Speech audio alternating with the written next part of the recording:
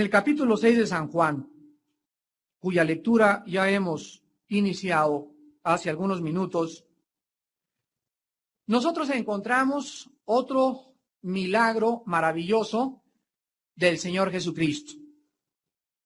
Y aquí el Señor Jesucristo tiene una enseñanza principal a los discípulos. Y la enseñanza que el Señor Jesucristo les da a los discípulos en estos pasajes, en estos primeros 14 versículos, es que Dios siempre usará lo poco que tenemos para que Él pueda multiplicarlo. Dios no necesita que tú tengas, como oí hace 4 o 5 días, los 2 hombres más ricos del mundo son 2 japoneses. Y en sus cuentas bancarias tienen 10 billones de dólares. 10,000 millones de dólares cada uno. Y el más pobre entre los pobres en Estados Unidos, entre los que se consideran millonarios, tiene 500 millones de dólares. De estas personas que tienen tanto dinero, tú puedes decir, pues yo el día que tuviera 15 millones de dólares, le daría a Dios 5 millones de dólares. Pero sabe una cosa, que esto no es lo que enseña la Biblia. La Biblia enseña que si tú usas lo poco que tienes ahorita para la obra del Señor, Dios usará eso poco que tú usas para multiplicar tu alacena, para bendecir tu trabajo, para bendecir tu casa, para bendecir tu familia. El que es fiel en lo poco, también en lo mucho será fiel. Pero el que en lo poco no es fiel, el que dice, pues no me alcanza ni para diezmar, por ejemplo, no esperes tampoco que Dios te vaya a prosperar, porque si en lo poco no fuiste fiel, tampoco en lo mucho lo serás. La palabra imposible no existe en el vocabulario bíblico. Dios nos dice que la mayor parte de sus milagros fueron imposibilidades. Y cuando el cristiano comienza a caminar con el Señor Jesucristo, comienza a caminar ¿en qué mundo? En el mundo de los imposibles. Porque lo que es imposible para el ser humano siempre es posible para Dios. El profeta Jeremías dijo en el capítulo 32, versículo 17, oh Señor Jehová, he aquí que tú hiciste el cielo y la tierra con tu gran poder, y con tu brazo extendido, ni hay nada que sea difícil para ti. Clama a mí, te responderé, dice Jeremías 33:3, y te enseñaré cosas grandes y ocultas que tú no conoces. El cristiano comienza a caminar con un Dios que es el creador del cielo y de la tierra. Es aquel que le da comida a las aves. Es aquel que le da comida a los bueyes del campo. Es aquel que está sosteniendo el sol que no se salga de su órbita. Es el que detiene y controla el universo y los planetas y las estrellas. Es el que mantiene la distancia entre la Tierra y el Sol perfecta. Es el que hace que los átomos y electrones giren y tengan una unidad de cohesión entre ellos, interminable, casi se podría decir infinita. Él es el Dios de la Biblia. Es el Dios que levantó a Cristo de los muertos. Y es el Dios que nos está esperando todos los días para que creamos en lo imposible con Él. Todo este asunto de la imposibilidad es una cuestión básicamente de perspectivas. Por ejemplo, a muchos niños les parece imposible manejar un coche. A muchas niñas de 2 años o 3 años de edad les parecería imposible hacer una pizza. A otros les haría imposible, un niño de 5 años, tú le dices, me puedes hacer una ecuación y te va a decir, es imposible que yo la haga. Y desde esta perspectiva humana, pues todas estas cosas, ¿verdad?, son imposibles. Pero cuando estos niños crecen y entran en un nivel de madurez más elevado, las imposibilidades que parecerían ante sus ojos imposibilidades en su edad, comienzan a ser posibles al llegar a los 10 años, al llegar a los 15 años, el muchacho aprende a manejar, la niña comienza a hacer pizzas y todo lo hace porque hubo una época en que no lo pudo hacer. Nosotros también cuando éramos niños confiábamos pocas cosas de Dios. Yo recuerdo cuando teníamos 1 año en Cristo, mi esposa y yo, vivíamos en Acapulco y un día me dice mi esposa, acuérdate que mañana tenemos que diezmar en la iglesia. Y recuerdo que esa mañana le dije a mi esposa, ¿estás loca? Mira, y le hice un presupuesto y le mostré, mira, tenemos que pagar la lavadora, Salinas y Rocha, tenemos que pagar la letra de esto, en la escuela de los niños, ¿de dónde quieres que diezme? Y recuerdo que mi señora me dijo, ¿qué acaso no sabes que Dios es un Dios de los imposibles? Y que si tú le das en lo que tú aparentemente no puedes dar, porque lo vas a dar en fe en Él, ¿no sabes que dice la Biblia que Él va a multiplicar tu sementera y tus alacenas? Y recuerdo que esa mañana yo lloré y se me salieron las lágrimas profundamente, porque le dije, Padre Santo, de veras que no he aprendido en un año que tengo caminando contigo a descubrir que tú eres un Dios de los imposibles y que tú nos pruebas para que tú puedas realizar las imposibilidades cuando nosotros creemos en ti. Entonces, esta cuestión de la imposibilidad es una cosa que tenemos que comenzar a comprender de Dios, que Él puede hacer aquello que nosotros no podemos hacer. Veamos los primeros 4 versículos del capítulo 6 de San Juan.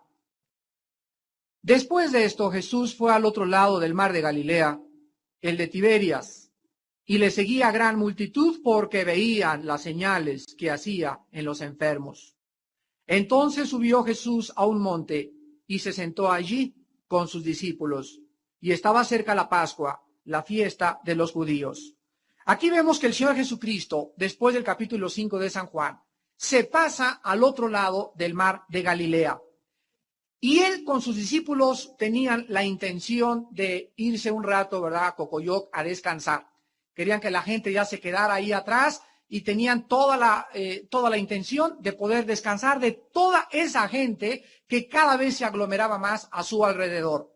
Pero nosotros encontramos que toda esa gente que estaba continuamente siguiendo a Jesucristo, como lo vamos a ver al final del estudio, no le seguían porque Él era el Hijo de Dios.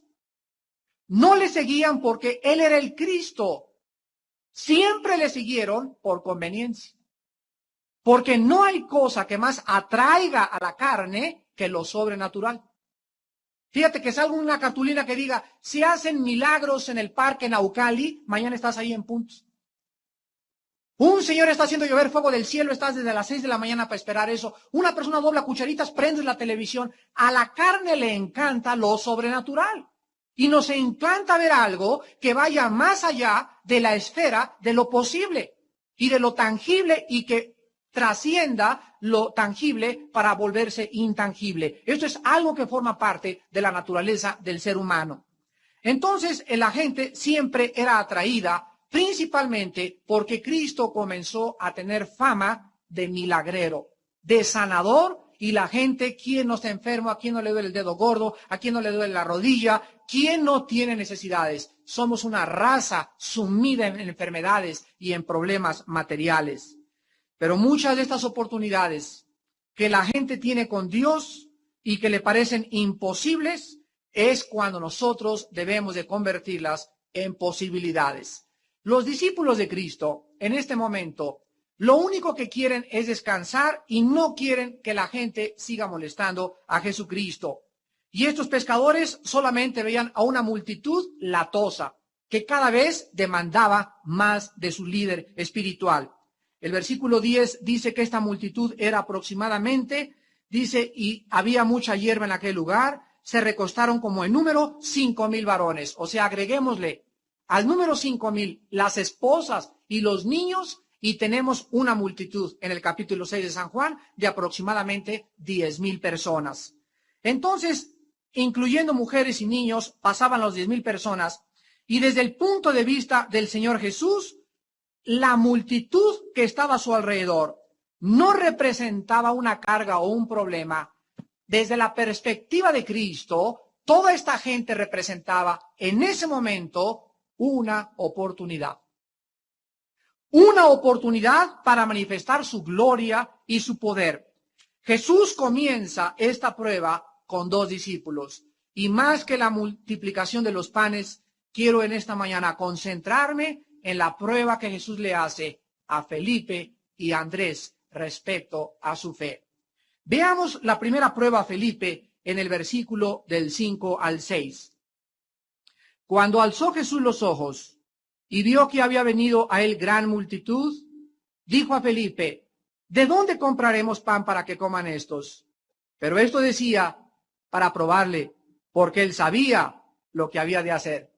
Cuando Jesús ve a toda esa gente, en ese momento Jesús ve a la gente y él ve la oportunidad tan tremenda de desplegar su gloria. ¿Y qué creen que hace Jesús? ¿Vamos a multiplicar el pan? No. Aprovecha la oportunidad para enseñarle algo a los discípulos. Y se voltea y le dice a Felipe, oye Felipe, ¿no hay por aquí alguna horrera? ¿No sabes si de casualidad hay algún sardinero por esta colonia? No, bueno, ¿de dónde podremos sacar pan? Fíjense, ¿quién hacía la pregunta? ¿Quién hacía la pregunta? El Señor Jesucristo. ¿De dónde sacaremos pan? ¿Qué creen que esperaba el Señor Jesucristo que le contestaran los discípulos? Oye, Señor, pues eso tienes que contestarlo tú. Ah, no, pero en este caso no fue así. Porque nosotros vemos que aunque Dios quería ejercitar la fe de Felipe, la necesidad del hombre es la oportunidad de Dios. Felipe no responde adecuadamente. Y esto es precisamente lo que nosotros debemos aprender. ¿Cómo podemos descubrir el poder de Dios si no hay dificultades?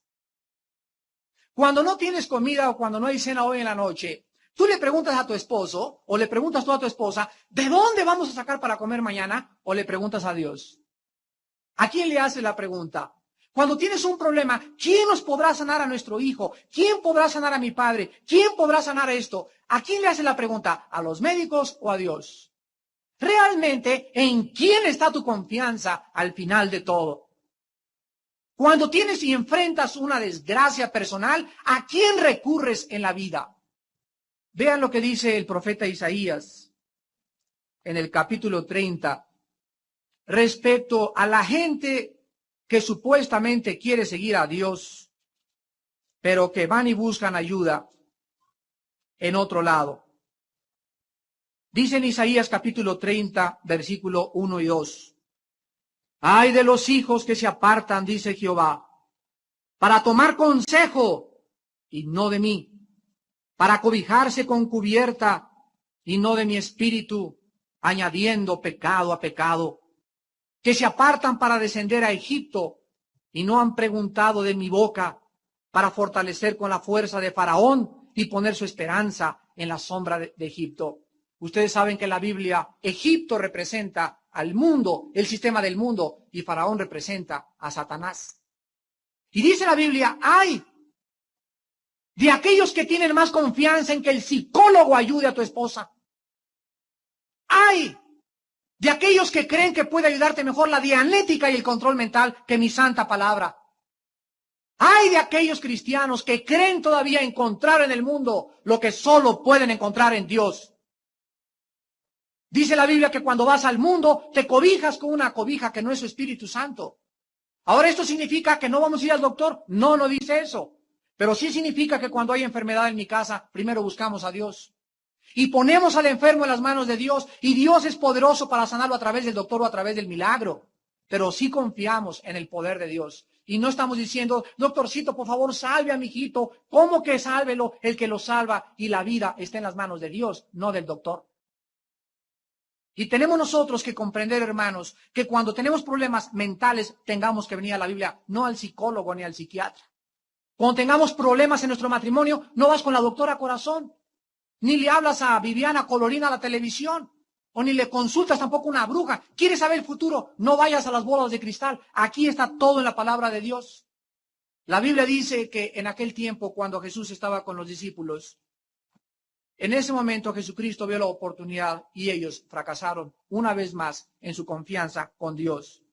¿Por qué creen ustedes que permitió Jesús que la barca donde iba dormido fuera azotada por el viento y el agua? ¿Por qué lo creen ustedes? Para que en ese momento, cuando vieran el agua y el viento, recordaran que Jesús no estaba dormido. Jesús era real, y si Él dejaba que fuera zarandeada la barca, no iba a dejar que se hundiera. Él va a permitir que nuestras vidas sean sacudidas por vientos y lluvias, pero jamás permitirá que nadie nos destruya.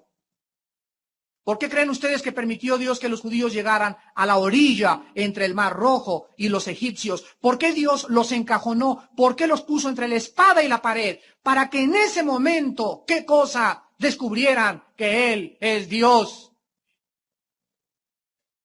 ¿En dónde más lo descubrimos si no es en nuestros problemas y dificultades? Nuestro pariente Felipe, en el versículo 7, dice la Biblia que le respondió a Jesús, 200 denarios de pan no bastarían para que cada uno de ellos tomase un poco. ¿Saben lo que hace Felipe en ese momento? saca una calculadora. Y mientras Felipe comienza a analizar la situación matemáticamente, dándole una respuesta a Jesús, un denario era el salario diario, el jornal diario de un obrero. Y en ese momento, Felipe comienza con la computadora y dice, mira, según mis cálculos matemáticos, ni siquiera teniendo 200 denarios alimentaríamos a tanta gente. Y vean ustedes las tres áreas en que fracasa Felipe. Número 1, Felipe fracasa porque ve solamente el problema y no la solución. ¿Cuántos de ustedes, me incluyo yo también, cuántos de nosotros reaccionamos muchas veces de la misma manera? Viene un problema a tu hogar, viene un problema a tu matrimonio y lo único que haces es, y dices, divorcio. Y quiero que lo entiendan, la palabra divorcio no existe en la Biblia para los cristianos. Lo que Dios une no lo separa el hombre. Y no importa el problema, hermanos casados, no importa lo grave de tu esposo, no importa lo grave de tu esposa, no se pueden divorciar. Dios puede ayudarlos. Nunca vean el problema y no vean la solución. Y el problema es ese, que vemos los problemas y enfrentamos problemas y lo único que hacemos es, ay, y nos dejamos y creemos que el problema nos va a acabar y nos va a devorar como un monstruo. Saca la espada y en el nombre de Cristo vengo, incircunciso filisteo sáquese de aquí, Goliat. ¿Qué estaba ahí David? Ay, Goliacito, todos los judíos, qué problemota, pero gigante el problemota. Nadie le entra. ¿Cómo que no le entra en el nombre de Dios? Válgame nada más. Y todos los problemas son así. Tú, muchacha, ya te embarazaste, ya no te tienes que suicidar ni tienes que abortar. Ten tu hijo. Enfréntate al problema con Dios. En la segunda área que fracasó Felipe fue en que Felipe estaba más preocupado con las probabilidades en contra que las que estaban a favor. Estaba más preocupado con las probabilidades en contra que a favor. ¿No tienen ustedes una esposa de casualidad que cuando van de vacaciones se nos va a ponchar la llanta en la carretera? No nos va a alcanzar el dinero. Y qué vieja, pues mejor no vamos a Acapulco. Si ya ni siquiera hemos salido de la casa, ya está diciendo que nos va a panchar la llanta, que nos van a picar los moscos, que el mar nos va a tragar, que si se meten los niños al mar nos va a comer un tiburón. Y hay personas, y también no están casados ustedes con un hombre igual, también a ustedes, de verdad, también a nosotros hay. Pero hay gente que así es en la vida. Voy a entrar a una escuela y no me van a recibir, me van a poner cara de fuchi, no me van a aceptar y comenzamos a nombrar, ni siquiera existen estos problemas en la realidad. Dice un examen que hicieron en Los Ángeles que el 80% de las preocupaciones que tenemos nunca llegan a suceder. O sea que siempre el ser humano se preocupa por cosas que ni siquiera van a suceder, pero así somos nosotros, somos tan negativos, tan pesimistas, que comenzamos a pintar un panorama negro, así con la brocha, cuando ese panorama lo estamos pintando nosotros y estamos pintando algo que no es real, es la irrealidad nuestra imaginaria en nuestra naturaleza pecaminosa caída. Y Felipe fue lo mismo y él manifiesta el carácter de muchos de nosotros. Lo único que él tenía que hacer es recordar que Dios estaba a su lado. Vamos a ir a Acapulco en el nombre de Jehová. Y Señor, te pedimos tu bendición y te pedimos, y claro que vas a ir a revisar las llantas, y claro que vas a tener cuidado a qué playa te metes, pero no vas a comenzar y nos van a atropellar, y nos va a tragar el agua, y van a salir los tiburones, y nos van a picar los mosquitos, porque mejor ya ni vayas. El pobre marido que quiere descansar y tener la carga ya de la oficina y de todo, ahí vas en la carretera. Y mira ese tráiler, y mira esa vaca, y mira esto, pobre marido. Y te llamas ayuda idónea. Y en tercer lugar, Felipe fracasa. Vean ustedes el cálculo de Felipe. En tercer lugar, Felipe fracasa. Y miren lo que dice de acuerdo a sus cálculos matemáticos computarizados. Dice Felipe en el versículo 7, 200 denarios de pan no bastarían para que cada uno de ellos tomase un poco. En tercer lugar, Felipe fracasa porque solamente en sus cálculos calcula un poquito para cada quien. un poquito para cada quien. O sea, mira, Señor Jesús, de acuerdo a mis cálculos, si hubiera, le tocaría un pan a cada quien. Y en sus cálculos, él no ve la grandeza que dice Efesios capítulo 3, versículo 20, respecto al poder de Dios. Dice en Efesios 3:20, y aquel que es poderoso para hacer todas las cosas mucho más abundantemente de lo que le pedimos o entendemos, según el poder que actúa en nosotros.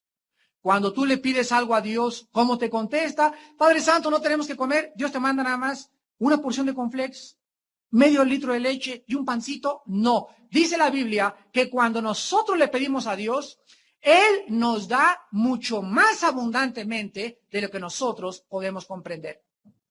Yo recuerdo que cuando entramos al ministerio, mi esposa y yo y nuestros hijos en 1977, pues no teníamos carro. Tuvimos el primer coche hasta 1981, una combi que nos regalaron, recuerdo. Y me acuerdo que una vez mis hijos me dijeron, papá, ¿por qué no tenemos coche y tú eres hombre de Dios? ¿Qué acaso Dios no quiere que nosotros paseemos en coche el domingo y que nos lleves a Chapultepec y eso? Y les dije, sí, hijitos, pero no es el tiempo de Dios.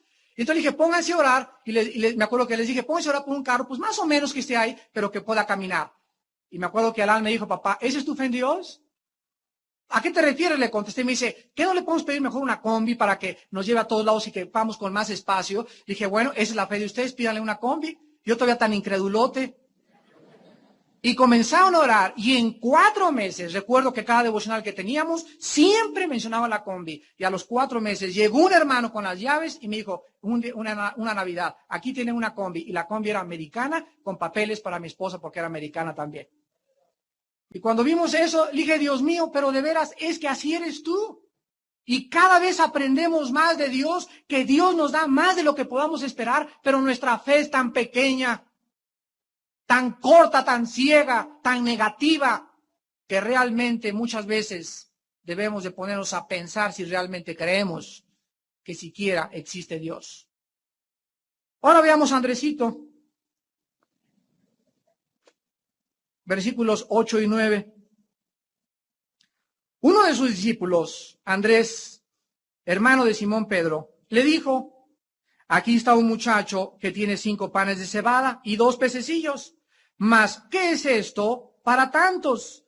Mientras Felipe se estaba acabando las baterías de su calculadora, Andrés comenzaba a ir a buscar al sardinero a Aurrerá a ver si podía encontrar suficiente pan para ellos. Pero lo más importante es que observemos realmente el egoísmo de Andrés. Dice el versículo 8, Andrés le dijo, aquí está un muchacho que tiene 5 panes de cebada y 2 pececillos, ¿más qué es esto para tantos? Realmente Andrés estaba pensando que si hubiera dinero o hubiera una tienda o una Aurrerá cerca, podría ser o haber alimento para ellos nada más y no para toda la multitud.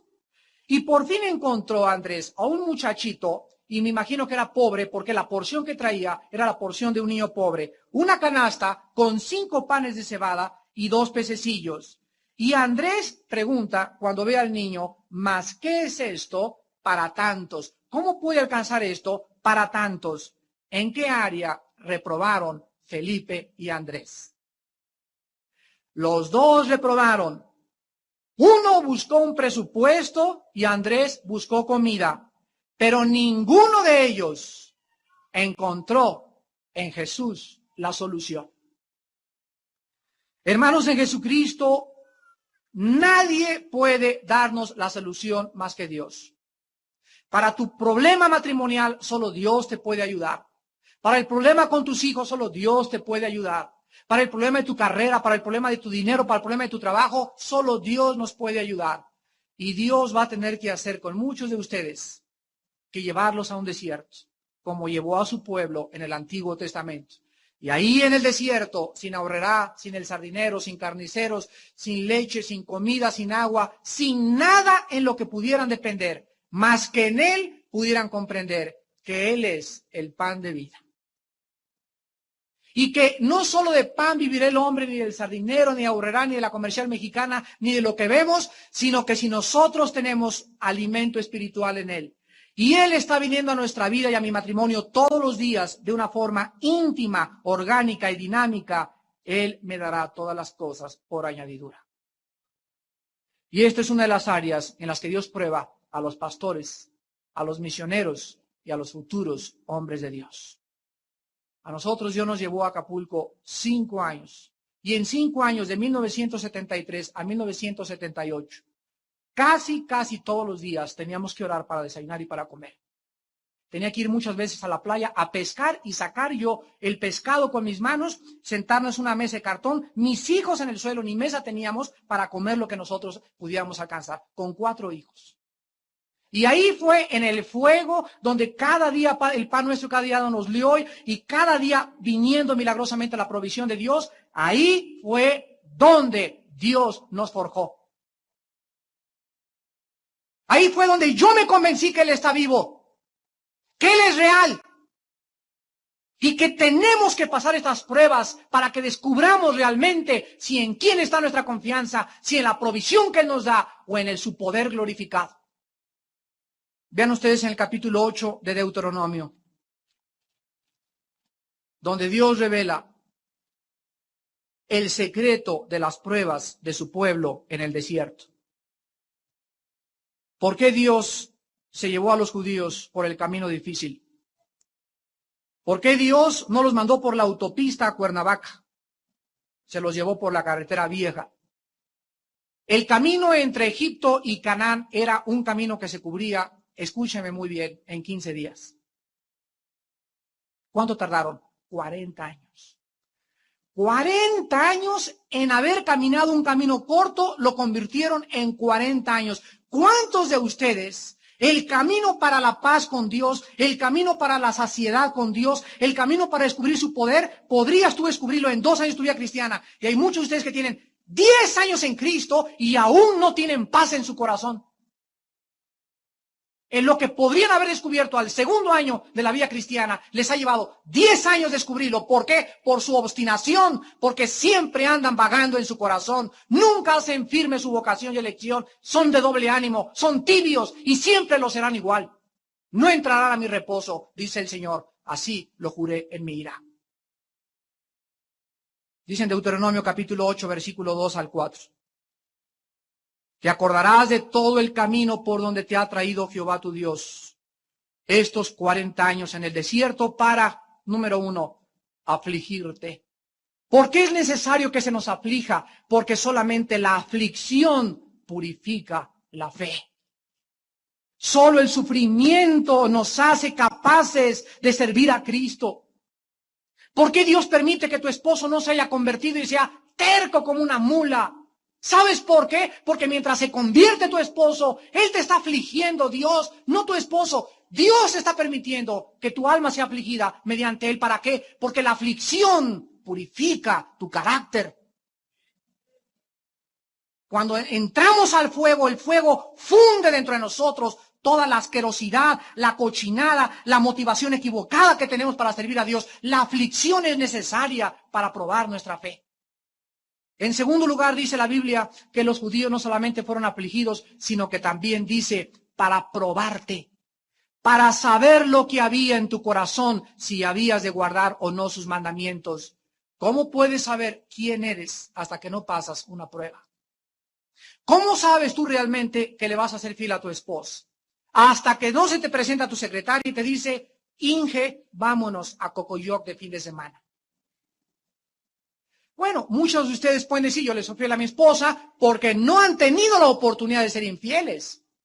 Pero hasta que venga la oportunidad y tengas ahí la doña tentación en persona y le digas, no, en ese momento tú sabes que tu corazón está fuerte por Dios. Muchachita, ¿cómo puedes saber tú realmente hasta qué grado has crecido en Cristo con tu novio? Hasta que venga tu novio y te comienza con el cuchicuchi y tú le dices, sáquese de aquí, no me vuelves a tocar, que no te dije que no me tocaras hasta que nos casáramos. Y en ese momento se oye una voz que dice en el cielo, ella teme a Dios. ¿Y sabes qué pasa cuando alguien teme a Dios? Dice 1 Pedro capítulo 2, ellos son aprobados por Dios. Los que pasan la prueba y le dicen no al pecado, y en ese momento Dios abre las puertas del cielo. Y le dice a Pedro y a Andrés y a todos los que están ahí arriba, ábranme las puertas. Y en eso todos los regalos y las bendiciones que Él tiene, las comienza a derramar sobre tu vida. ¿Por qué no hay bendiciones en tu vida, muchacha que me escuchas? ¿Por qué no hay bendiciones en tu trabajo? ¿Por qué no hay bendiciones en tu vida? Porque tú has cerrado las puertas del cielo con tus pecados. Mi mano, dice Isaías 59, del 1 al 3. Mi mano y mi brazo no se ha cortado, dice Jehová, pero vuestras iniquidades han hecho detener mis bendiciones. ¿Por qué tuviste que casarte con un muchacho que no era cristiano? Por tu terquedad y tu pecado. Te va a ir como en feria. Y va a ser una cosecha que te va a sacar sangre en lugar de sudor, de tanto sufrimiento. Y tu esposo va a convertir durante años de sufrimiento tuyo porque no quisiste oír a Dios. ¿Por qué tu trabajo no ha sido prosperado? Porque sigues robando impuestos, sigues alterando facturas, sigues haciendo tranzas, sigues uniéndote con incrédulos y ahí te vas a quedar 3, 4 años y cuando tengas dinero no lo vas a disfrutar porque no es un dinero bendito por Dios. Y va a ser una cosecha que te va a sacar sangre en lugar de sudor, de tanto sufrimiento. Y tu esposo va a convertir durante años de sufrimiento tuyo porque no quisiste oír a Dios. ¿Por qué tu trabajo no ha sido prosperado? Porque sigues robando impuestos, sigues alterando facturas, sigues haciendo tranzas, sigues uniéndote con incrédulos y ahí te vas a quedar 3, 4 años y cuando tengas dinero no lo vas a disfrutar porque no es un dinero bendito por Dios. Solamente en la prueba nosotros demostramos si realmente guardamos sus mandamientos en nuestro corazón. Ahora veamos en último lugar, en Juan 6, la respuesta de Jesús. Versículo 10, Juan 6. Entonces Jesús dijo, hagan recostar la gente. Y había mucha hierba en aquel lugar. Y se recostaron como un número de 5,000 varones. Y tomó Jesús aquellos panes y habiendo dado gracias, los repartió entre los discípulos y los discípulos entre los que estaban recostados. Asimismo de los peces, cuantos querían. Y cuando se hubieron saciado, dijo a sus discípulos, recoged los pedazos que sobraron, para que no se pierda nada. Recogieron pues y llenaron 12 cestas de pedazos, que de los 5 panes de cebada sobraron a los que habían comido. Aquellos hombres entonces, viendo las señales que Jesús había hecho, dijeron, este verdaderamente es el profeta que había de venir al mundo. Versículo 15. Pero entendiendo Jesús, fíjense nada más, entendiendo Jesús que iban a venir para apoderarse de él y hacerle rey, volvió a retirarse al monte él solo. El Señor Jesucristo, ya después de que se acabaron las pilas de la calculadora de aquel, y después de aquel que ya regresó y en ningún lado encontró paz, calmado, dueño de sí mismo, dueño de las circunstancias, al control de la naturaleza y de nuestras vidas, les dice, háganlos que se acuesten. Entonces comenzaron los discípulos a acostar a toda la gente. Y después, de una forma maravillosa, cuando ya se hubieran sentado todos, se inclinó al Padre, bendijo el pan y en ese momento toda la gente comenzó a comer de una forma milagrosa. Pero no solamente alcanzó para todos, sino que se sobraron o se recogieron después del milagro 12 cestas llenas de pan. En otras palabras, ya que Dios alimentó a toda la gente, a cada discípulo le regaló aparte una canasta llena de pan. Para que después del milagro, cuando acabara el milagro, se fueran caminando con Jesucristo y la canasta, porque fueron 12 cestas, una para cada discípulo, supieran que Él era Dios. Y saben una cosa, que sucedió todo lo contrario, porque los discípulos seguían endurecidos. Vean ustedes en 2 Corintios capítulo 9, de qué forma Dios usa siempre lo poco, no lo mucho, lo poco que le ponemos a su disposición para multiplicarlo. Dice en 2 Corintios capítulo 9, del 6 al 11, pero esto digo, 2 Corintios 9, del 6 en adelante, pero esto digo, el que siembra escasamente, también segará escasamente.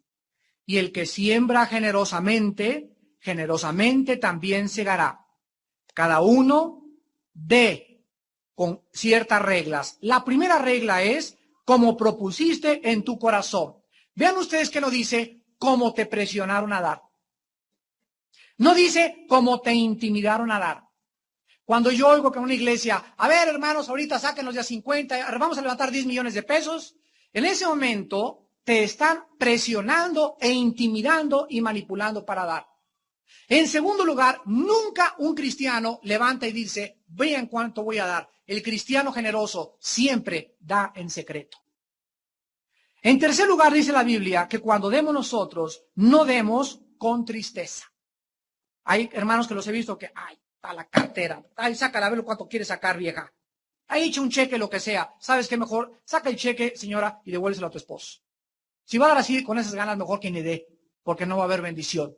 Nadie puede dar tristemente. Tenemos que darle un gozo, de un corazón generoso, de saber las bendiciones tan grandes que ya hemos recibido de Dios. Y en último lugar, dice la Biblia, que demos con alegría, porque Dios ama al dador alegre. Ahora fíjense ustedes cuando damos con los requisitos bíblicos. Versículo 8, ¿cuáles son los resultados? Y poderoso es Dios para hacer que abunde en vosotros toda gracia, a fin de que, teniendo siempre en todas las cosas todo lo suficiente, abundéis para toda buena obra, como está escrito, repartió Dios a los pobres, su justicia permanece para siempre, y el que da semilla al que siembra, y pan al que come, proveerá y multiplicará vuestra sementera y aumentará los frutos de vuestra justicia, para que estéis enriquecidos en todo, para toda liberalidad, la cual produce por medio de nosotros acciones de gracias. ¿Cuál es la promesa de Dios? Me dice Dios, Armando, si tú das alegremente, que no tiene ni para la comida, pero tú sigues dando y con alegría de corazón, dice la Biblia, ¿soy poderoso o no? Contéstalo tú. ¿Y para qué es poderoso? Dice la Biblia, que Dios es poderoso para hacer que el que esté dando, siga dando. ¿Ya lo vieron? Para que el que esté dando, para que abunde en vosotros, dice, toda gracia, a fin de que siempre, con toda liberalidad, sigas dando. Cuando Dios le da a un hermano, es porque Dios ha encontrado un canal para bendición de los demás. Este principio lo tiene Abraham desde el principio de la Biblia. Abraham, te bendeciré para que tú seas bendición. No le dijo, Abraham, te bendeciré para que sean las bendiciones para ti. No, mis bendiciones tuyas fluirán para todas las naciones. Entonces Dios me manda dinero, ¿y qué hago cuando comienzo a guardar el dinero? Me van a romper las bolsas, y cuando se me rompan las bolsas, al caerse al suelo, el diablo lo recoge. Pero si Dios me manda dinero y yo hago esto, y esto, y comienzo a hacerle así, ¿qué hace Dios? Pues me sigue echando más, porque Dios ha encontrado un vehículo para bendecir a los demás. ¿Y por qué Dios me sigue dando? Porque Dios quiere bendecirlos a ustedes. Pero Dios no ha encontrado un hombre que haga vallado entre él y Dios. Le dijo a Ezequiel, estoy buscando un hombre que se interponga para bendecir a los demás. Y no había, los sacerdotes se vendieron. ¿Y qué comenzaron a hacer? Lo que hacen los muchos predicadores en Estados Unidos, las ofrendas a guardárselas para ellos y a su cuenta personal, y no tienen tesorero, ni tienen supervisor, y a comprarse 3, 4 Mercedes-Benz, y a comprarse esto, y después los agarra la ley y van 40 años a la cárcel por tranzas. Dios está buscando y sigue buscando hombres para poder bendecir a los demás. Y cuando tú comienzas a guardarte para ti las bendiciones, llega un momento en que se te va a derramar todo y el diablo te lo va a quitar.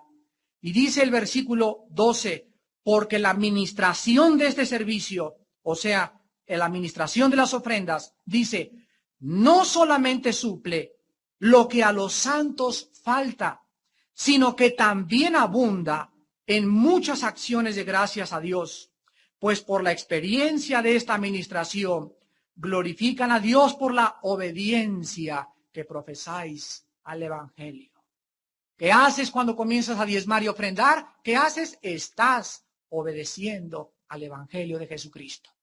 Y cuando alguien obedece el Evangelio de Cristo, Dios honra a los que le honran. Quiero acabar recordándoles un ejemplo que es el más maravilloso de toda la Biblia, por lo menos desde mi opinión, respecto al tema que estamos hablando. el libro de Elías en Primera de Reyes. Dios le habla a Elías y le dice, Elías, te voy a mandar a un pueblito donde no vas a ir al Holiday Inn, ni tampoco vas a tener un cuarto con aire acondicionado. Vas a ir a un pueblito y quiero que entiendas que al entrar al pueblito va a haber una señora viuda, la más pobre de todo el pueblo. Esta señora la vas a encontrar recogiendo leña. Y cuando tú te acerques con ella, vas a ver que a recoger leña, ella es la mujer con la que quiero que te vayas a hospedar. Elías, varón de Dios, acostumbrado a dormir en el suelo, en petates, en el coledín y en los árboles también, como todo hombre de Dios, ¿verdad?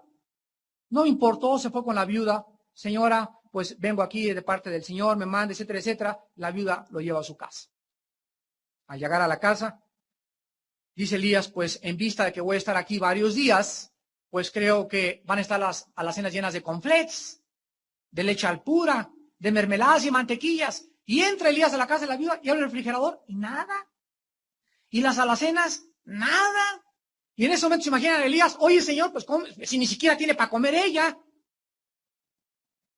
Pero el Dios del cielo, sus pensamientos no son nuestros pensamientos, ni sus caminos son nuestros caminos. Entonces ya se levantó Elías, se acercó a la cocina, fue atraído por el humo de la cocina, pues ¿qué estará cocinando? Y encuentra que la viuda solo tenía nada más ahí, una cosita así de aceite y una cosita así de masa para hacer una tortilla. Nada más, era todo lo que tenía. Y aparte tenía un hijo. En ese momento la viuda hace la tortilla y cuando acaba la tortilla, Elías le pide y le dice, dame de comer. ¿Qué hubieras hecho tú? Qué aprovechado eres, Elías. ¿Por qué me pides lo que a mi hijo? ¿No estás viendo que ni siquiera si le doy la mitad a mi hijo y la mitad para mí, apenitas vamos a aguantar para la cena y a lo mejor ni para mañana hay?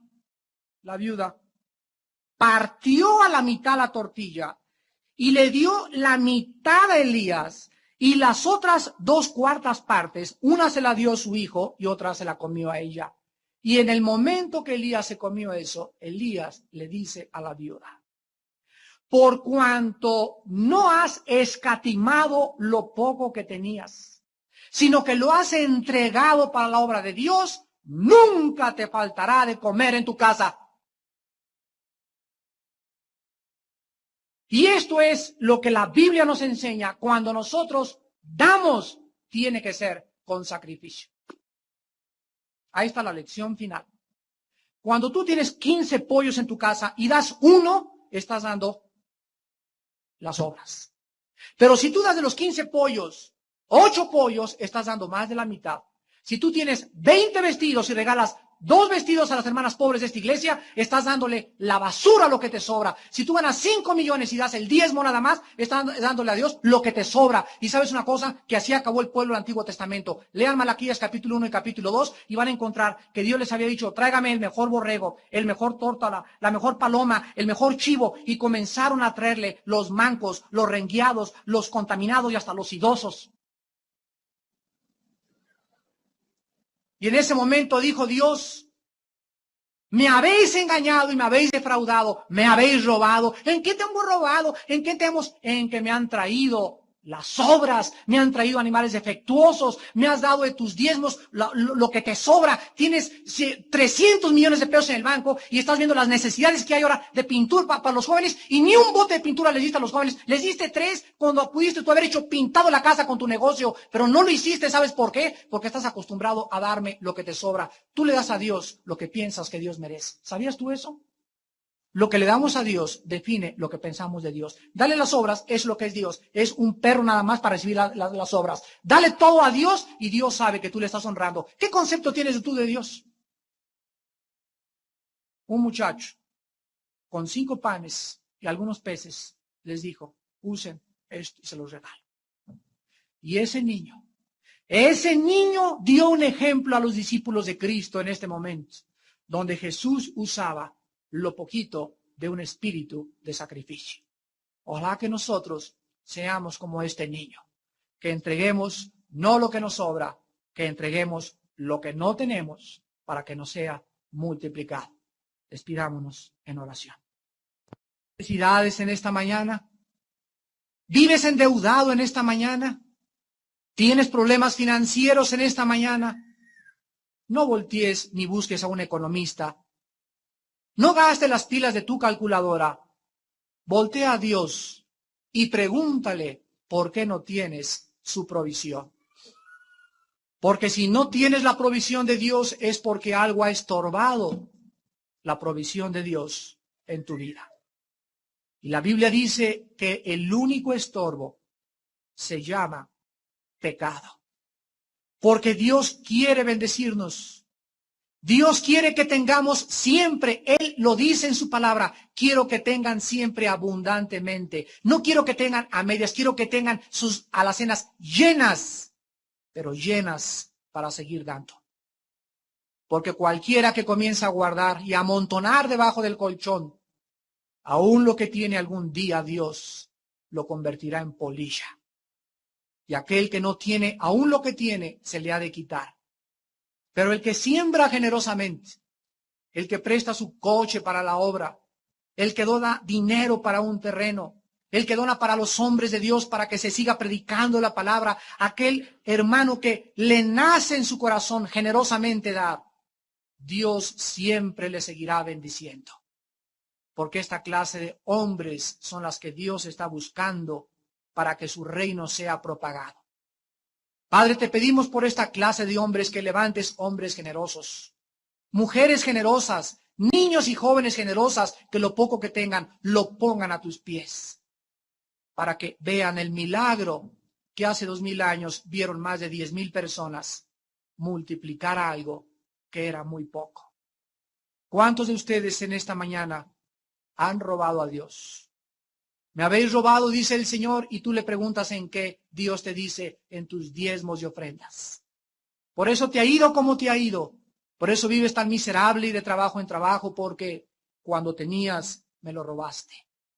¿Qué puedo hacer? Me preguntarás en esta mañana. La Biblia dice, arrepiéntete. Arrepiéntete de tus pecados y pídele perdón a Dios en este momento. Y dile, mi Señor y mi Dios, te pido perdón porque soy un ladrón. Soy una ladrona y he tratado de burlarme de ti y de darte lo que me sobra.